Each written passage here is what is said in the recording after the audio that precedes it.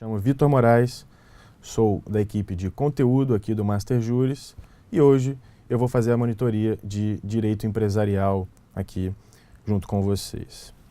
Bom, por que direito empresarial?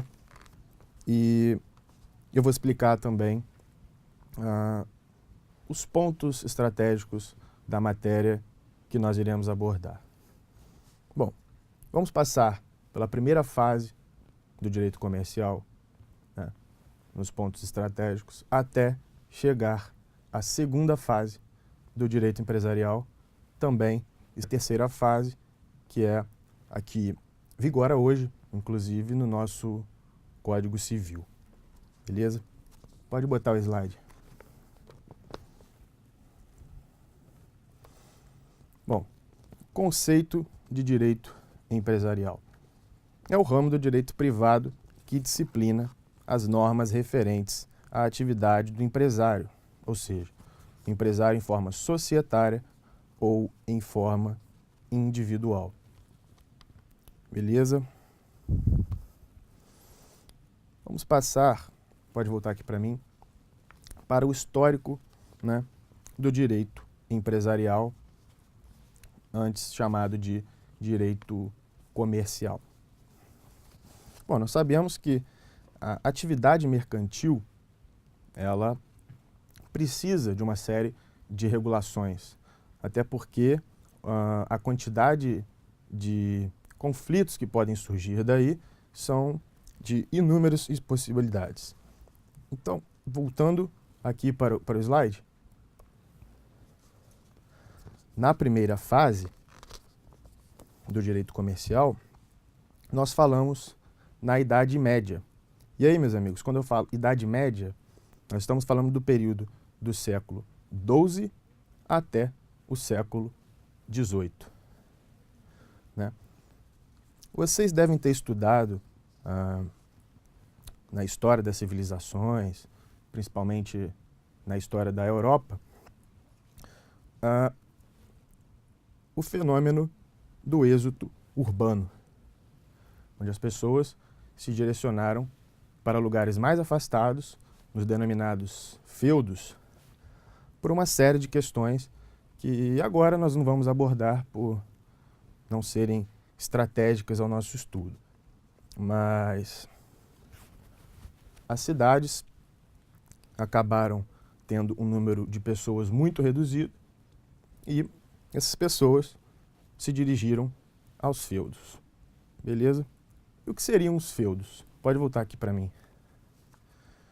Bom, os feudos nada mais eram do que fortalezas, propriamente ditos, com muros altíssimos, e eram organizações, eram entidades de poder autônomos. Como eu posso explicar isso? Cada feudo tinha uma organização específica. O ordenamento e suas normas eram específicas àquele feudo. Então, você imagina, viviam naquela época em uma descentralização política, uma descentralização do poder, porque cada feudo tinha um determinado direito e cada feudo regulava as matérias de uma forma. Beleza? Pode voltar para o slide. Bom, com o ressurgimento das cidades, os camponeses e a classe que surgiu, né, de todo o entorno das cidades, chamados burgos, e eles praticavam principalmente o comércio. E o comércio, ele só foi proporcionado a partir do desenvolvimento das atividades produtivas, né? O comércio, ele precisa de uma produção numa escala um pouco maior para que ele possa ser manejado. Volta aqui para mim, Natal. Por que isso, gente? Porque nessa época do período feudal, produzia-se pensando apenas na subsistência, ou seja, os camponeses eles produziam aquilo que eles precisavam para sobreviver, né? Artigos simples, às vezes grãos, ou então algum produto artesanal, e ainda não existia, de fato, um comércio dessas mercadorias, né? Mas, com o desenvolvimento da produção, com a evolução dos meios produtivos, a evolução da tecnologia nesse sentido, começou a sobrar um produto dessa atividade, né, que é o chamado excedente. E a partir daí, os camponeses, agora comerciantes, começaram a trocar as mercadorias. Começaram a ir de um feudo para o outro para trocar mercadorias. Bom, é de se imaginar que naquele período, né, onde as viagens eram muito desgastantes, existia uma dificuldade muito grande de locomoção, as pessoas acabavam se estabelecendo em um certo lugar durante um espaço de tempo, né? Bom, o que fizeram esses burgueses, né, assim chamados nesse período? Eles começaram a se organizar de maneira que eles conseguissem elaborar normas que fossem interessantes à circulação de mercadorias, né? Ou seja, normas que regulamentassem a atividade mercantil, né? E essas eram as chamadas corporações de ofício, né? Pode botar na tela aí, por gentileza. As corporações de ofício. O que era exatamente a corporação de ofício? Era a jurisdição mercantil e era quem solucionava os conflitos comerciais. Beleza? Pode voltar para mim. Bom, a jurisdição mercantil, por quê? Porque eram as corporações de ofício quem editavam as normas, né, pertinentes ao direito comercial. E por que eles resolviam os conflitos? Se eles elaboravam as normas, eles tinham que resolver os conflitos. Mas por meio de que eles resolviam os conflitos? Os tribunais consulares, certo? E os tribunais consulares utilizavam das suas regras, né, das regras das corporações de ofício, que eram baseadas nos usos e costumes daquela localidade específica. Lembrando que estamos falando aqui em corporações de ofício espalhadas por todo o território, tá? Onde tinha comércio, necessariamente haveria uma corporação de ofício. É como se fosse a nossa junta comercial, né, hoje em dia, né, onde a gente registra a nossa sociedade e damos início à atividade mercantil. Naquela época funcionava dessa forma. Bom, daí chegamos à conclusão de que a primeira fase adotou um caráter subjetivo de qualificação do comerciante, né? Visto que o comerciante, para ser considerado como tal, ele deveria estar inscrito numa das corporações de ofício, né? Damos um exemplo. Isso dava mais segurança, de fato, para que a pessoa pudesse negociar uma mercadoria, né? Se a gente pensar, naquela época, um comerciante chegava numa localidade e encontrava alguém com quem ele tinha interesse em negociar, né? Bom, você iria até a junta comercial, no caso aqui as corporações de ofício, e iria verificar. Bom, esta pessoa, ela está registrada? Ela é um comerciante? É? Ok. Então, eu vou estar amparado pelas regras do direito comercial. No caso, as regras estipuladas pela corporação de ofício local. Se não tivesse esta pessoa registrada na corporação de ofício, ela não seria, de fato, protegida pelas regras do direito comercial. Beleza? Volta para a tela. Bom, portanto, podemos ver aí no slide que a primeira fase tem sim esse caráter subjetivo. A relação comercial era definida a partir dos sujeitos que a integravam, ou seja, os comerciantes, os burgueses. E por que foi também uma fase classicista? Porque o direito, todo o ordenamento elaborado pelas corporações de ofício, elas eram destinadas aos comerciantes, aos burgueses. Por isso, é uma fase classicista. Ela levou em conta o desenvolvimento da classe burguesa. Ela levou em conta o desenvolvimento da atividade mercantil, a atividade principal da classe burguesa. Certo? E daí, né, com o desenvolvimento, né, eles puderam aprimorar as técnicas de comércio e puderam criar novos institutos jurídicos. Aqui nós podemos dar o exemplo do título de crédito. No caso, a letra de câmbio já era utilizada nessa época.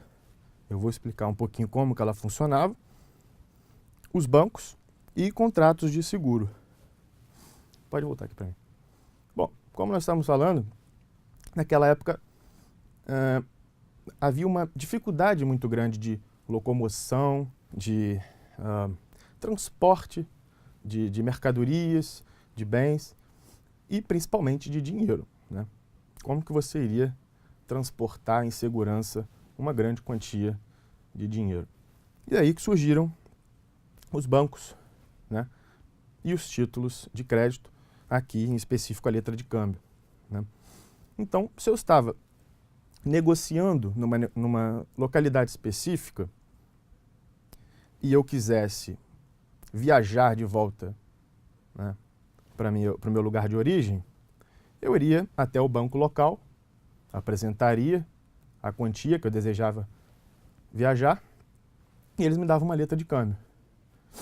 Chegando no meu destino, eu pegava essa letra de câmbio, levaria ao banco e lá seriam feitos os trâmites cambiários, eu diria, de forma muito mais simples do que ocorre hoje. Mas basicamente era isso que acontecia, né?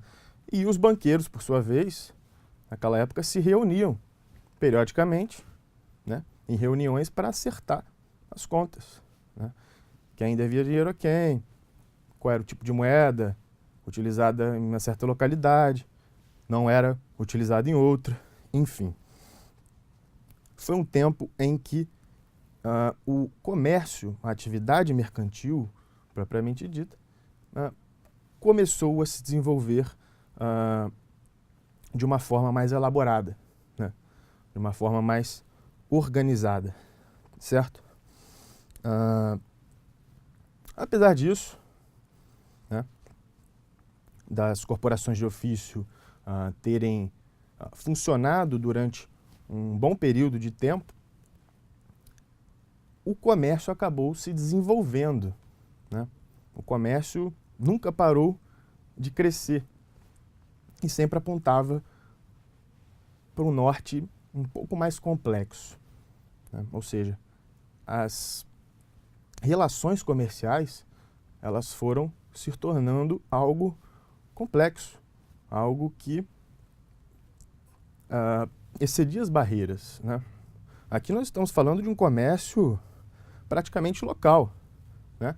Onde as corporações de ofício, elas regulavam um espaço específico, mas não tinham influência alguma numa outra área.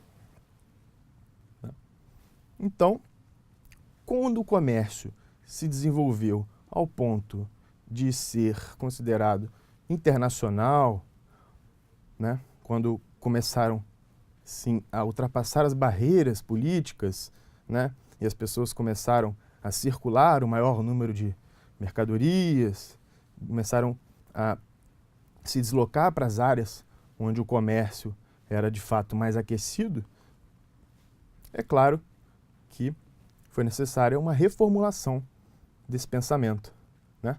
O pensamento da atividade comercial, né? E aí a gente já abre caminho para a segunda fase do direito comercial. Pode passar para a tela. Bom, a segunda fase ela foi marcada pelo desenvolvimento do comércio em escalas superiores, como eu estava dizendo aqui. E, por isso, as corporações de comércio, as corporações de ofício, se tornaram obsoletas, ultrapassadas. Elas não supriam mais as necessidades da prática mercantil, né?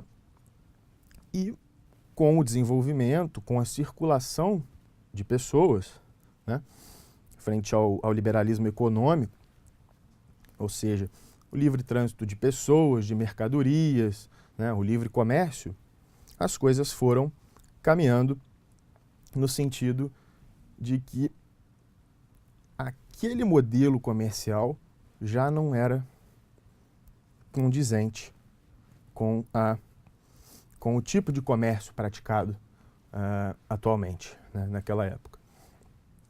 E aí, a gente vai falar de um nome bastante conhecido na história, principalmente quando se fala em história da Europa e carreiras militares, que é Napoleão Bonaparte.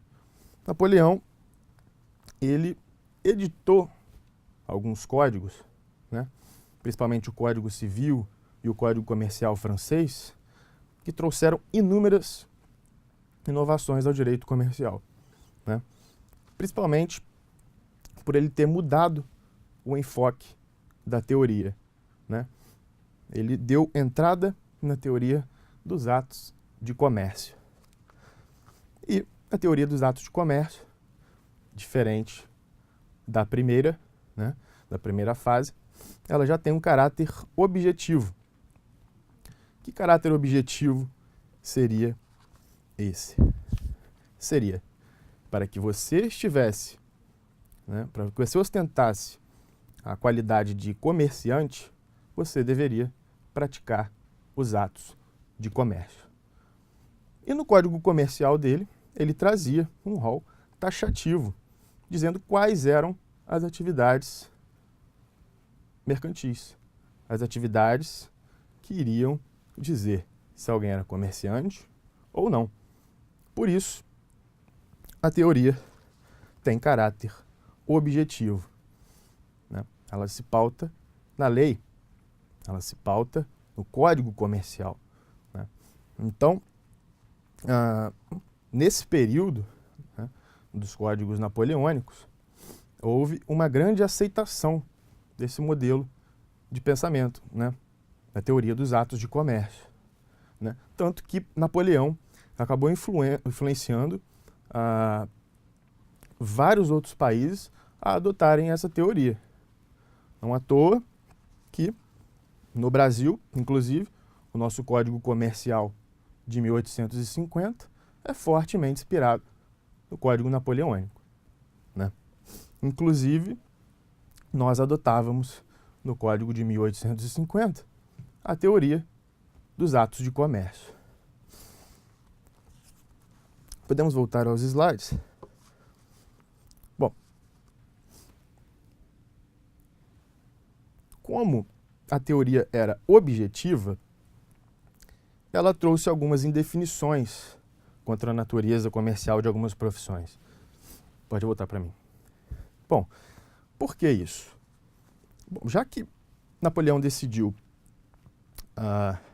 trazer uma lista do que seriam os atos de comércio, ele acabou esquecendo, né, que as coisas iriam evoluir, que a sociedade iria evoluir, né? E, de fato, evoluíram. As coisas mudaram e, naquela época, né, em que foi elaborado o código, algumas profissões já foram deixadas de fora, né? Como se não fossem práticas comerciais, mesmo sendo prática comercial. Então, ainda com a evolução da teoria comercial, do direito comercial, notamos que ainda não existe, nesse ponto, um consenso do que seria atividade comercial, do que seria o comerciante, né? Do que seria os atos de comércio, né? E como nós veremos mais adiante, quando entrarmos na terceira fase, veremos que esse pensamento evoluiu. Da mesma forma como eu disse que na primeira fase o comércio ainda era muito simples, eu diria, ele evoluiu para a segunda fase, né, ganhando algumas características extras, ganhando um grau de complexidade um pouco maior. Na terceira fase acontece a mesma coisa, né? Como a sociedade vai mudando, o direito vai se adequando às necessidades. E é como nós veremos mais adiante, já aqui na terceira fase do direito comercial. Bom, na terceira fase, pode botar aí no slide, foi adotada a teoria subjetiva moderna, ou seja, a teoria da empresa. Bom, a teoria da empresa surgiu, né, na Itália em 1942, num período de Segunda Guerra Mundial, né? Um período em que o país precisava crescer, o país precisava de riquezas, estava em período de guerra, né? Já estava pensando num pós-guerra, no regulamentar as atividades empresariais, enfim. E daí surgiu a teoria subjetiva moderna, pode botar o slide, do qual a empresa, ela é uma atividade econômica organizada para o fornecimento ou circulação de bens e serviços. Pode voltar. Bom, nota-se aí que a teoria em si evoluiu bastante. O conceito do direito empresarial, de empresa e empresário evoluiu bastante, né? Aqui a gente vê um viés muito mais abrangente do que seriam uma atividade econômica organizada, né? O que seria fornecimento e circulação de bens, né? Serviços. Então, já tinha uma previsão legal nesse sentido, de modernizar o direito comercial, né? E dentro dessa organização da empresa, nós temos alguns elementos. Pode botar aí no slide. Bom, os elementos aqui da empresa, ou da produção, podemos falar em capital, insumos, mão de obra e know-how. Know-how seriam as técnicas, os procedimentos e os métodos aí adotados na produção de um certo bem, né? E a tecnologia empregada na produção. Pode voltar aqui para mim. Bom, com toda essa evolução do direito empresarial, nós vimos que, por vezes, deixaram escapar alguns ramos do direito comercial, né? Algumas profissões, algumas atividades. E aqui a gente já sente que, trazendo um conceito mais amplo, né, nós podemos alcançar um número maior de pessoas e, de fato, conseguir identificar melhor a figura do empresário ou a figura da empresa, que são duas coisas distintas. Até porque, vamos lá no artigo 966, no slide. O artigo 966 do Código Civil de 2002, né? Claro que nós adotamos essa teoria subjetiva moderna no nosso Código Civil, E a partir do 966, regulamos o direito de empresa. E ele diz: considera-se empresário quem exerce profissionalmente atividade econômica organizada para a produção ou a circulação de bens ou de serviços. E aí vem o parágrafo único, né? Até aí tudo bem. A gente entendeu, pegou legal o conceito, mas aí vem o parágrafo único e diz: não se considera empresário quem exerce profissão intelectual de natureza científica, literária ou artística, ainda que com concurso de auxiliares ou colaboradores. E a última parte, salvo se exercício da profissão constituir elemento de empresa. Pode voltar aí para mim. Bom, elemento de empresa. O que seria elemento de empresa? Bom, quando falamos em desempenho de alguma atividade intelectual ou de natureza científica, se pensarmos nessa atividade agregada a uma estrutura na qual a atividade específica não seja a atividade principal desempenhada, nós não temos o elemento de empresa. Nós não temos, por exemplo, um médico que tem um consultório, ele atende no seu consultório, normalmente, seus pacientes, e ele resolve abrir, no mesmo espaço, um spa para atender os seus pacientes. E naquele spa ele contrata massagista, contrata uma série de funcionários administrativos para que possam manter funcionando aquela estrutura e tudo mais, e ele mesmo dá assistência médica, né, aos seus pacientes no spa. Então vejamos, o médico trabalhando sozinho, certo? Atividade científica, né? Atividade de natureza científica. Agora, o médico, dentro de uma estrutura na qual ele criou, né, dando assistência médica dentro daquela estrutura, não é a atividade principal. É uma atividade acessória, né? Ele está aprimorando o atendimento do spa, ele está agregando alguma coisa, mas não é a atividade principal. Nesse caso do spa, ele se torna empresário.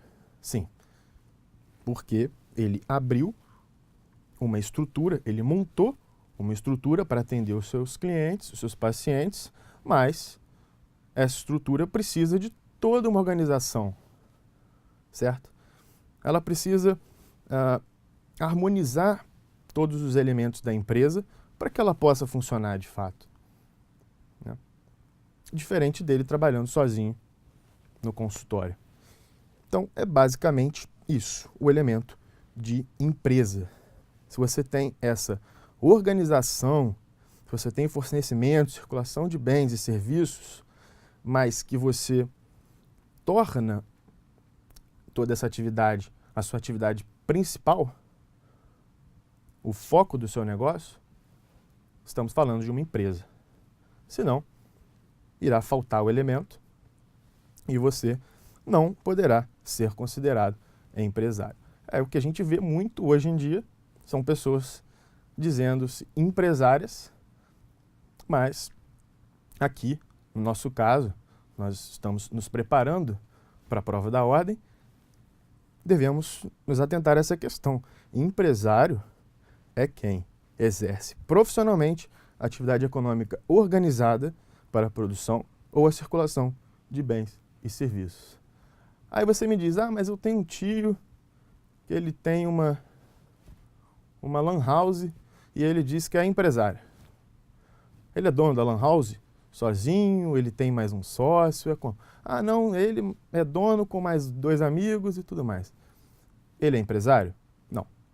Ele é sócio de uma sociedade empresária.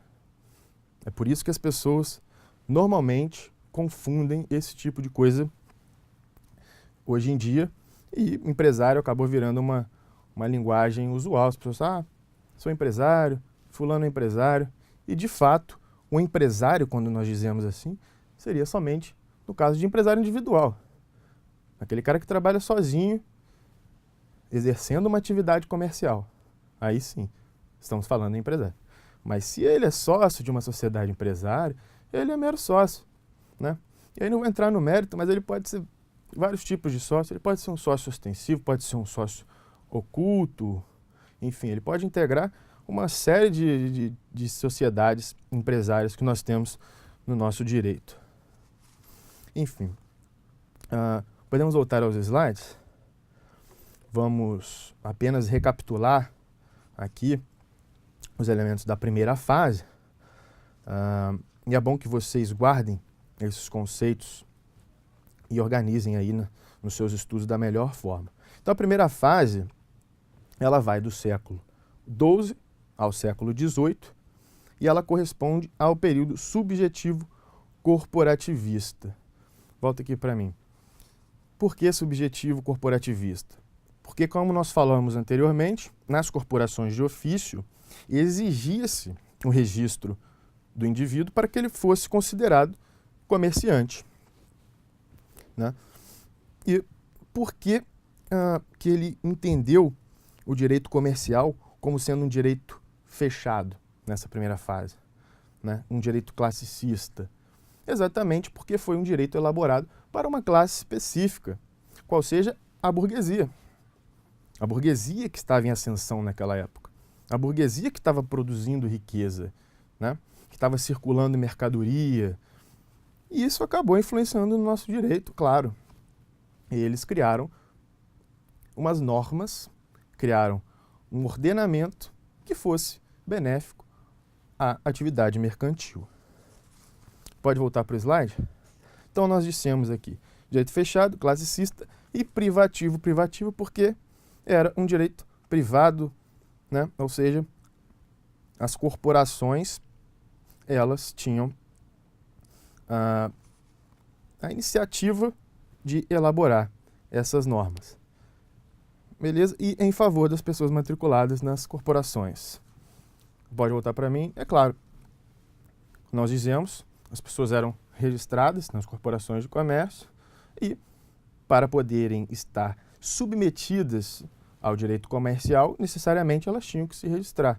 Isso trazia uma maior segurança para se negociar, não só com outras pessoas, com terceiros, mas até dentro dos próprios burgos, onde funcionavam os comércios da época.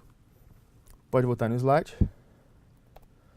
A segunda fase já fomos para a teoria objetiva, que se inicia com o liberalismo econômico e se consolidou com o Código Comercial francês, onde foram abolidas as corporações e se estabelecia a liberdade de trabalho e comércio. Volta aqui para mim.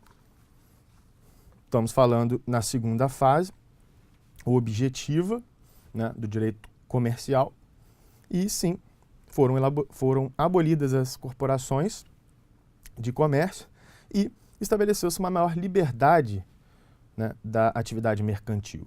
Ou seja, as pessoas se tornaram mais livres para negociar, circular riquezas, circular recursos para que pudessem produzir mais bens e gerar mais riquezas. Esse é basicamente o começo, né, da prática capitalista, as pessoas acumulando riquezas para produzir mais posteriormente, né? E claro, tudo isso influenciou no direito, né? E todo esse fenômeno social que ocorreu em torno do comércio acabou influenciando nas nossas teorias comerciais e nos códigos comerciais, nas legislações que tratavam da matéria. Seja em um país, seja em outro continente, as pessoas precisam comercializar, as pessoas precisam gerar riqueza, as pessoas precisam trabalhar. E, de fato, o direito comercial é quem regula essa atividade. Pode voltar aí para o slide. Vamos recapitular agora a terceira fase, que é marcada, né, pelo menos falando em Brasil, né, ela é marcada pelo advento do Código Civil de 2002, que adotou a teoria da empresa. né? E engloba, além do comércio, qualquer atividade econômica organizada para produção ou circulação de bens ou serviços. Então, durante toda essa exposição, nós falamos aqui da evolução do pensamento econômico, né? De forma que nós pudéssemos analisar cada fase e entender até porque como se viu a necessidade de evoluir e de trocar as normas e os procedimentos adotados pelo direito comercial. Isso, claro, em função do crescimento, em função da produtividade, né? Lembrando que o direito comercial, ele regula exatamente isso. O norte do direito comercial é exatamente a produção. É a circulação de riquezas. E, bom, vamos pegar aqui agora o finalzinho da nossa aula e responder algumas questões pertinentes à matéria. Vamos ver. Bom, perguntaram o que caracteriza o empresário, então, seria a atividade econômica. Não somente a atividade econômica que caracteriza o empresário. Tem que ser uma atividade econômica organizada para a produção de bens ou de serviços para suprir e atender o mercado consumidor. Vejamos que não basta você praticar uma atividade econômica, você tem que praticá-la de uma forma organizada. Você tem todo um ordenamento ali na empresa para que as coisas funcionem de maneira que elas possam produzir lucro. Senão, não faz o menor sentido, né? Você trabalhar de uma maneira desorganizada, perdendo recursos, muitas vezes você não consegue se manter durante muito tempo no mercado, né?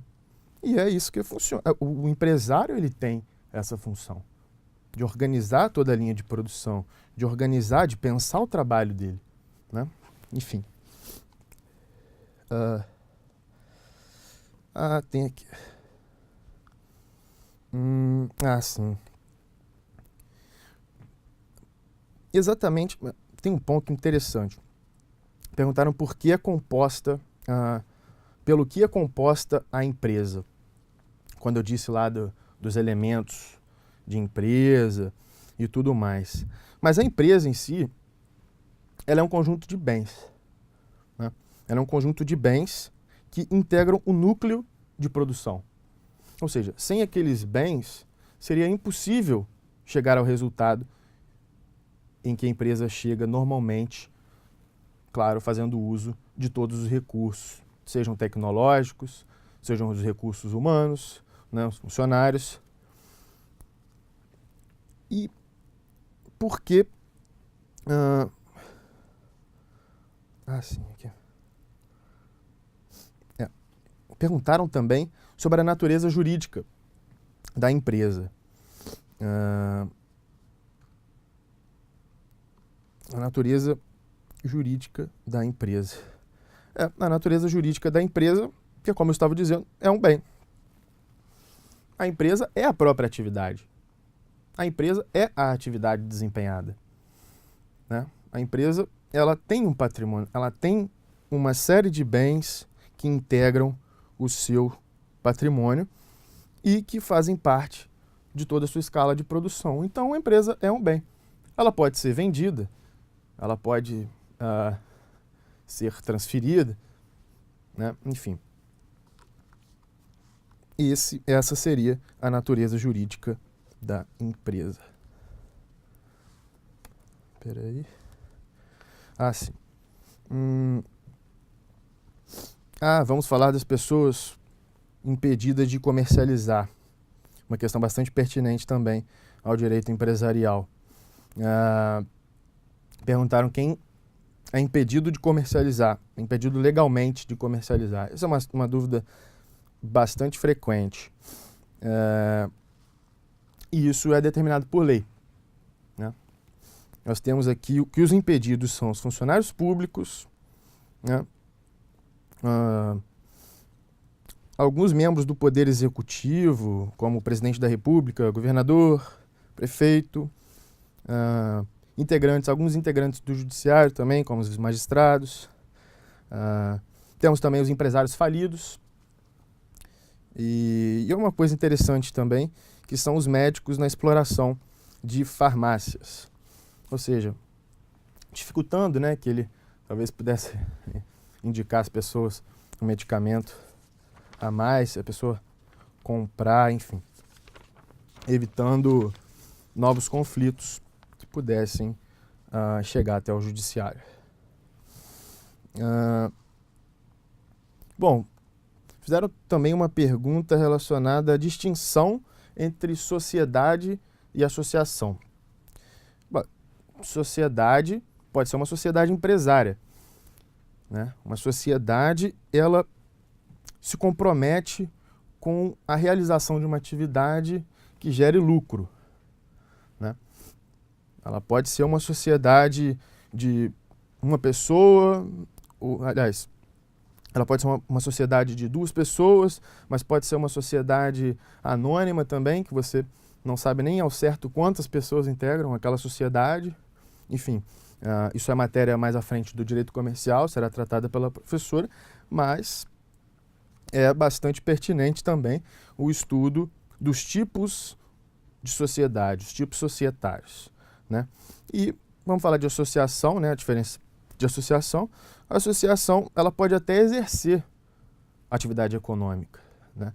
Mas ela não tem fim lucrativo, né? A distinção entre os tipos de sociedade e de associação é basicamente por aí. É a distinção. Se você busca o lucro, você está numa sociedade. Ou, se você tem uma associação, pode ser uma associação de pessoas que não buscam o lucro, você está dentro de uma associação. Perfeito? Se tiver alguma dúvida, eu estou acompanhando aqui pelo chat. Estou vendo que o pessoal, de fato,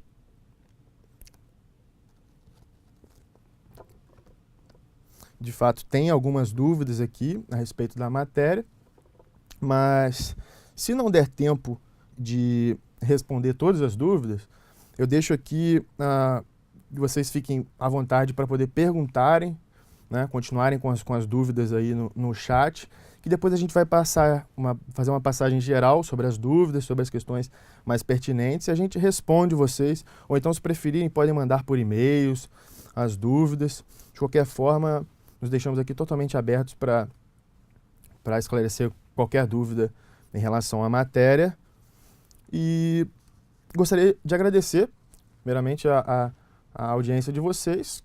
Continue nos acompanhando, seja pelo YouTube, pelo Facebook ou pelo Master. Só não deixem de estudar, gente. Estudem, nos acompanhem, que vai dar tudo certo no final. Seja uma carreira jurídica, seja a prova da OAB, é só se dedicar, ficar atento nas nossas atualizações e acompanhar os nossos vídeos, que são bastante esclarecedores. Nossa monitoria vai ficando por aqui. Mais uma vez, obrigado a todos vocês e tenham uma boa noite.